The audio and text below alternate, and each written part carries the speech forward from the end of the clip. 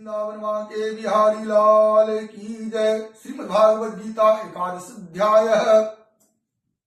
संजय उवाच एवं मुक्त्वा तुतो राजन् महायोगेश्वरो हरि दर्शयामास पार्थाय परमं रूपमैश्वरम्। संजय बोले, हे राजन, महायोगेश्वर और सब पापों के नाश करने वाले भगवान ने इस प्रकार कहकर उसके पश्चात अर्जुन को परम ऐश्वर्य युक्त दिव्य स्वरूप दिखलाया।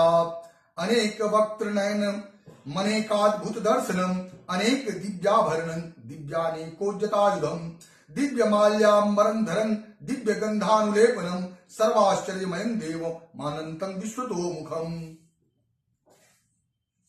अनेक मुख और नेत्रों से युक्त, अनेक अद्भुत दर्शनों वाले, बहुत से दिव्य भूषणों से युक्त और बहुत से दिव्य शस्त्रों को हाथों में उठाए हुए, दिव्य माला और वस्त्रों को धारण किए हुए और दिव्य गंध का सारे शरीर में लेप किए हुए, सब प्रकार के आश्चर्यों से युक्त, सीमा रहित और सब और मुख किए हुए विराट स्वरूप परम देव परमेश्वर को अर्जुन ने देखा।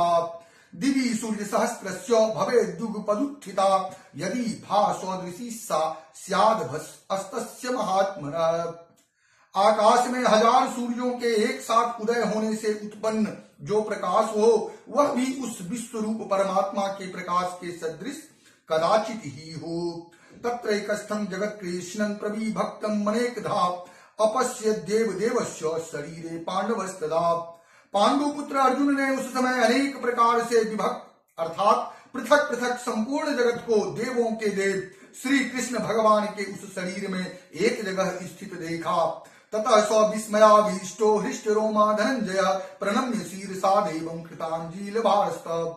उसके अनंतर वे आश्चर्य से चकित और पुलकित शरीर अर्जुन प्रकाशमय विश्व रूप परमात्मा को श्रद्धा भक्ति सहित सिर से प्रणाम करके हाथ जोड़कर बोले।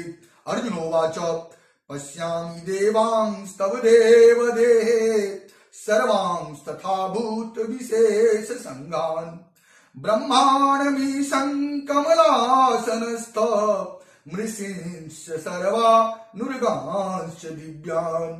अर्जुन बोले, हे देव, मैं आपके शरीर में संपूर्ण देवों को तथा अनेक भूतों के समुदायों को, कमल के आसन पर विराजित ब्रह्मा को, महादेव को और संपूर्ण ऋषियों को तथा दिव्य सर्पों को देखता हूँ। अनेक बाहुधर वक्त्र नेत्रं पश्यामि त्वां सर्वतोऽनंत रूपम् नान्तं न मध्यं न पुनस्त्ववादिं पश्यामि विशेश्वर विश्वरूप। हे संपूर्ण विश्व के स्वामिन्, आपको अनेक भुजा, पेट, मुख और नेत्रों से युक्त तथा सब ओर से अनंत रूपों वाला देखता हूँ।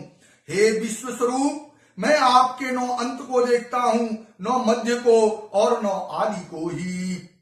किरीटिनं गदिनं चक्रिनं च तेजो राशिं सर्वतो दीप्तिमन्तं पश्यामि त्वां दूरनिरीक्षं समन्ता दीप्तानलार्क द्युतिं प्रमेयम्।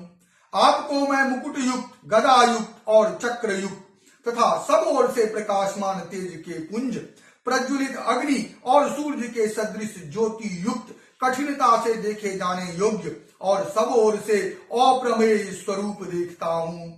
त्वमक्षरं परमं वेदितव्यं त्वमस्य विश्वस्य परं निधानम् त्वमव्ययः शाश्वत धर्म गोप्ता सनातनस्त्वं पुरुषो मतो मे।